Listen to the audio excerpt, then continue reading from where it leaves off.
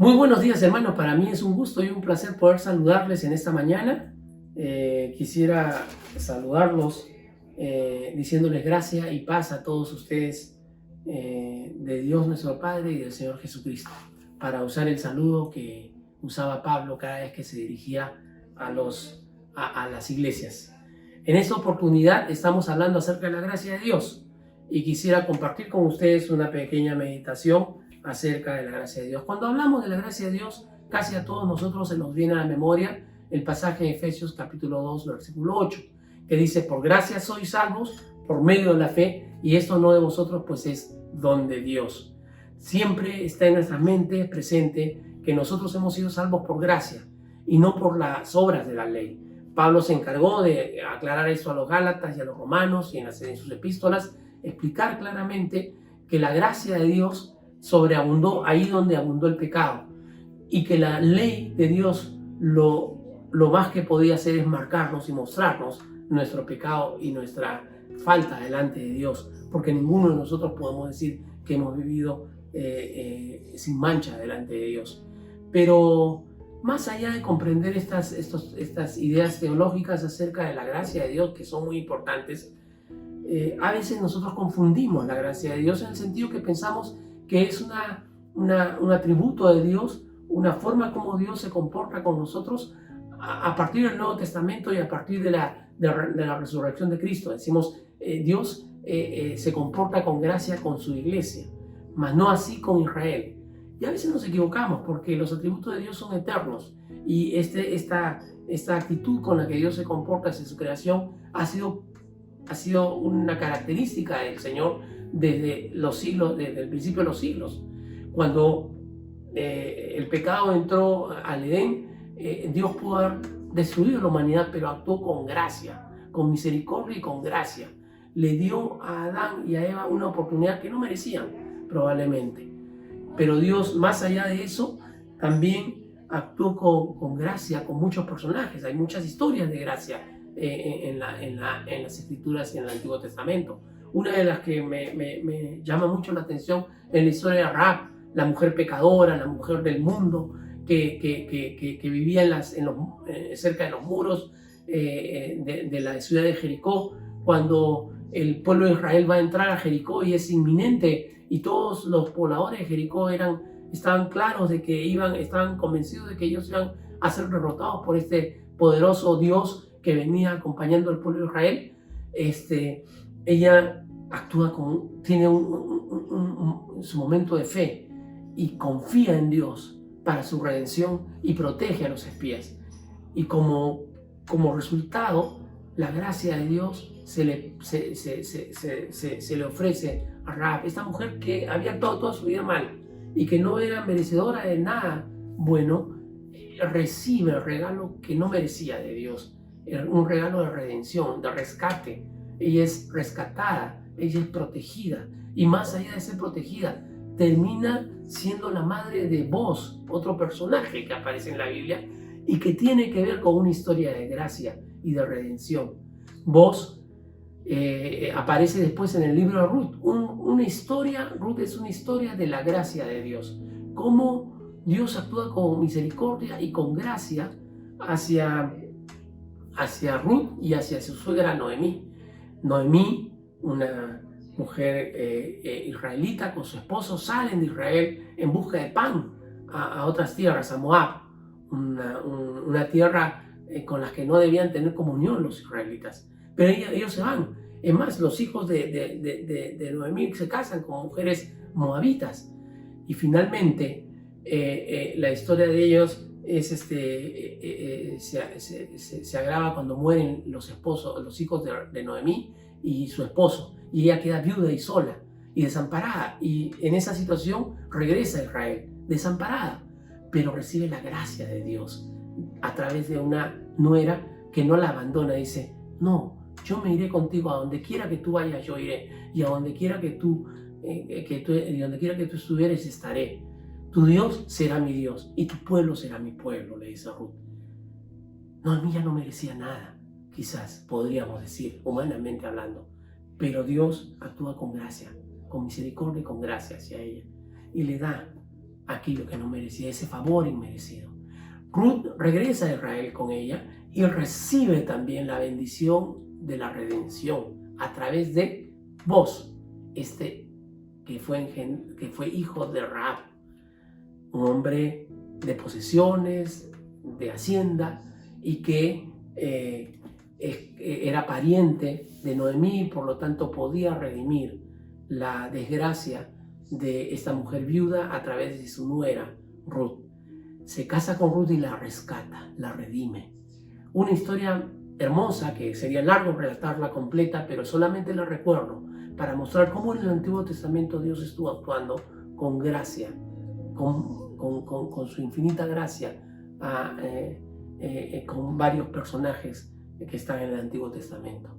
Y es interesante cómo los personajes de Rahab y Ruth se entrelazan para formar parte de la genealogía del Señor Jesucristo. Rahab fue la madre de Boaz y Ruth engendraron a Obed, que fue el padre de Isaí. ¿Quién fue Isaí? El padre del rey David, de cuya línea vendría el Señor Jesucristo, ¿no? Entonces, encontramos siempre, permanentemente en la Escritura y del Antiguo Testamento que Dios tuvo misericordia y tuvo gracia de su creación, de su pueblo y de su creación y de la humanidad.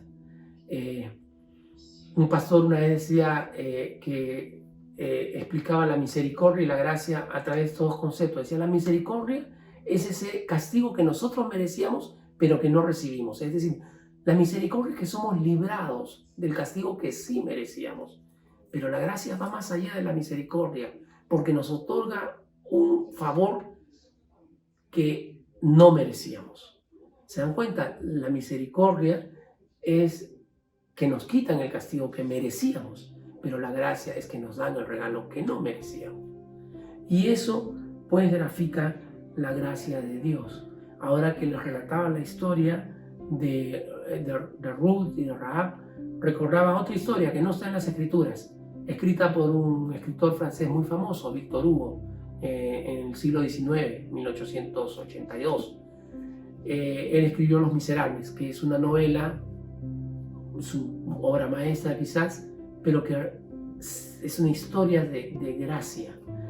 Solamente les quiero relatar algo que me impactó de la historia, y es cómo Jean Valjean, el personaje de la historia, que era un hombre duro, endurecido por haber vivido en la cárcel injustamente, por haber pasado muchos años de su vida en la cárcel, sale de la cárcel marcado. En esa época no había forma de que un expresidiario se redimiera. Lo único que le quedaba al expresidiario era vivir en la miseria y mendigando, pero andando por la vida y en una situación de hambre.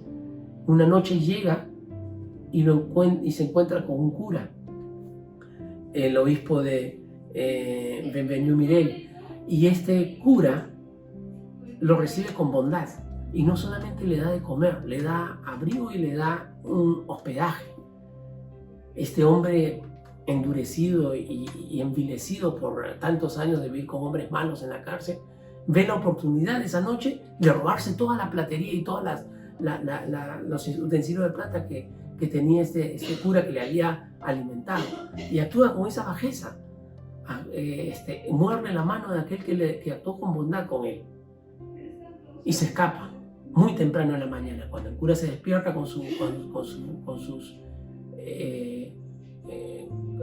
en su casa, encuentra que ya no estaba la plata, pero la policía lo encuentra rápidamente a este ladrón, y reconoce que era un expresidiario y que no tenía por qué tener la plata ahí, y se da cuenta que esos utensilios eran del cura. Así que va y lo regresa donde el obispo de Bienvenu.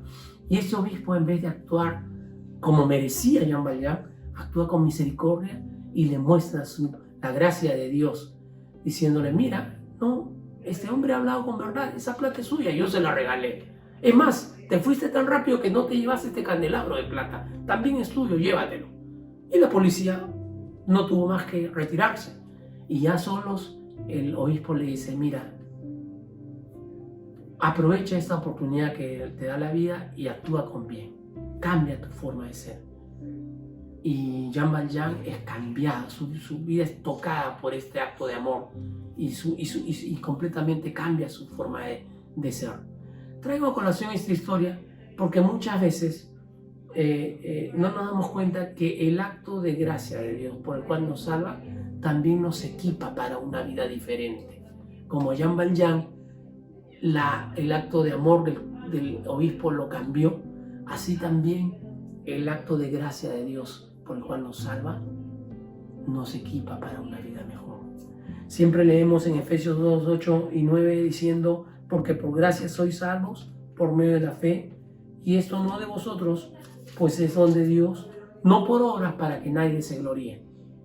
Pero nos quedamos ahí en la lectura y no nos damos cuenta que el versículo 10 dice: porque somos hechura suya, creados en Cristo Jesús para buenas obras, las cuales Dios preparó de antemano para que anduviésemos en ellas.